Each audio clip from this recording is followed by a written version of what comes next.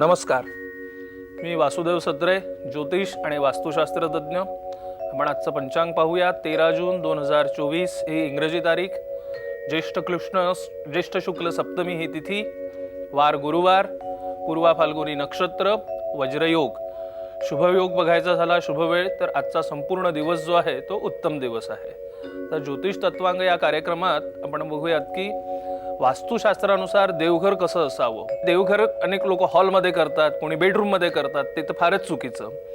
तर देवघर जे आहे ते पूर्व भिंतीवर असावं, पूर्व दिशेला असावं। खाली ठेवता योग्य जागा मिळाली तर उत्तमच, नाहीतर भिंतीवर जरी ठेवायचं असेल तर असं अडकवून ठेवायचं नाही।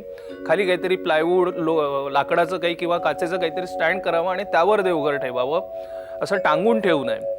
तसंच आपल्या घरातली गेलेले लोक असतात, त्यांच्या सुद्धा फोटो जे आहेत ते टांगून ठेवू नये, खाली काहीतरी त्याला आधार असावा। देवघरामध्ये अनेक लोक काय करतात, कासव ठेवतात वाटीत आणि त्यात पाण्यात तो कासव ठेवतात। तर तो कासव महिन्यानुमहिने ते पाणी तसंच असतं, तर ते पाणी रोज बदलावं।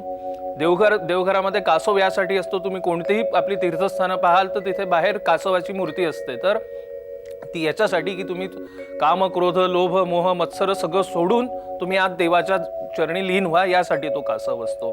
त्या कासवाचं तोंड जे आहे, घरातल्या देवघरातल्या कासवाचं तोंड ते उत्तरेकडे असावं आणि पाणी जे आहे ते दररोज बदलावं।